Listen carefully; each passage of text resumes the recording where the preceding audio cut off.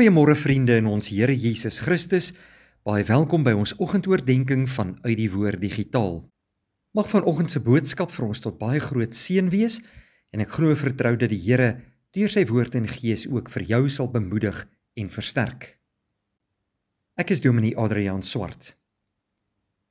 Ons lees vanmôre uit die woord van die Here, Openbaring 11 vers 15 tot 19.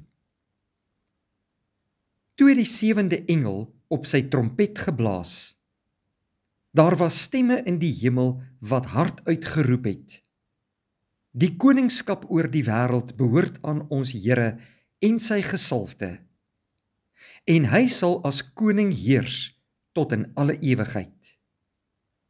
Die 24 ouderlinge wat op hulle trone voor God sit, het toe gekniel met hulle gesigte na die grond toe en het God aanbid en gesê: Ons dank U, Here God, Almagtige, U wat is en wat was, dat U nou U groot mag gebruik het en as koning heers.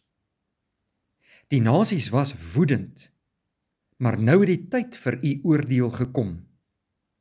Die eindtyd het aangebreek. Die dooies word geoordeel.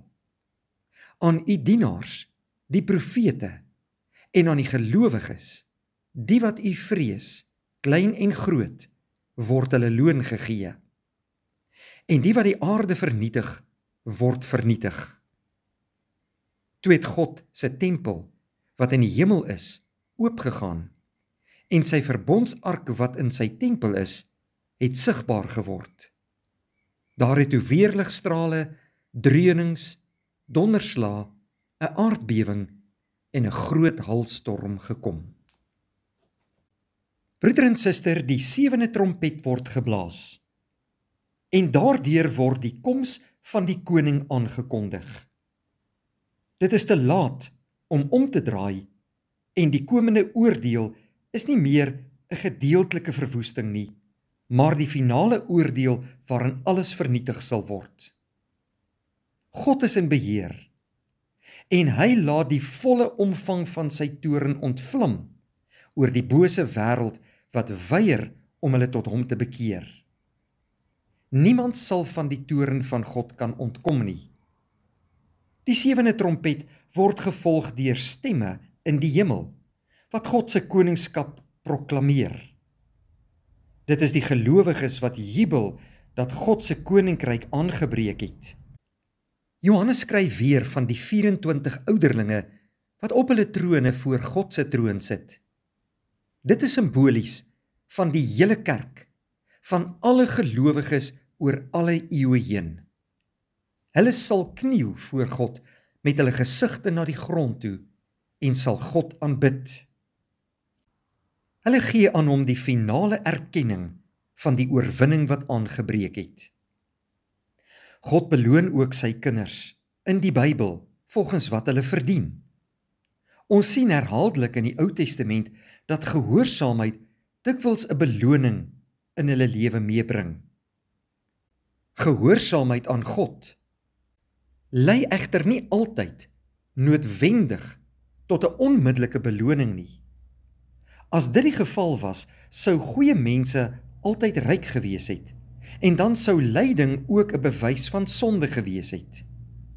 As ons daaraan gewoond was om dadelik vir ons goeie dade beloon te word, sou ons kort voor lank onder die indruk gekom het dat dit ons is wat so goed is.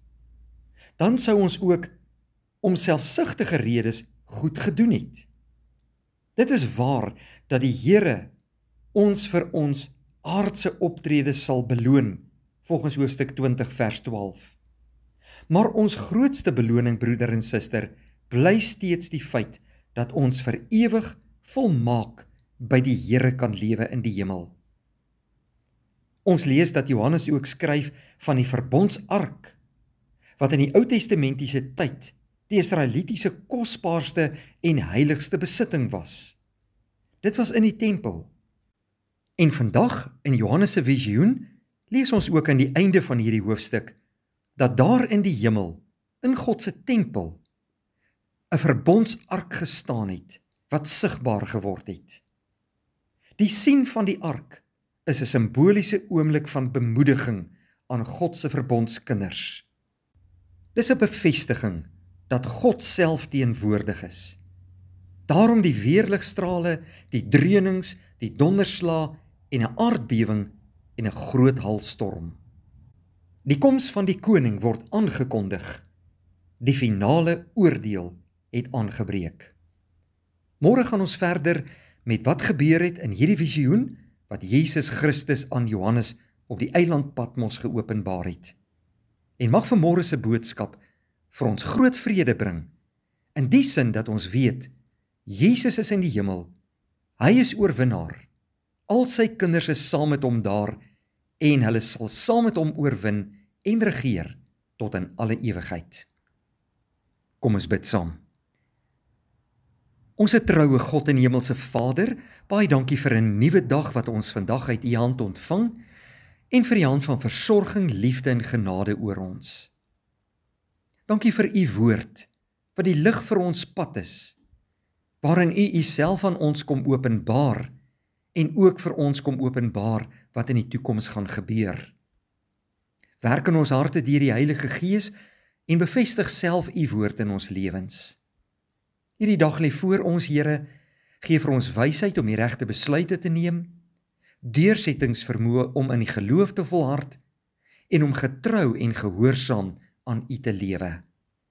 Vergewe al ons sondes en was ons skoon in Jesus se bloed, sodat ons dankbaar en toegewyd kan lewe vir U tot eer.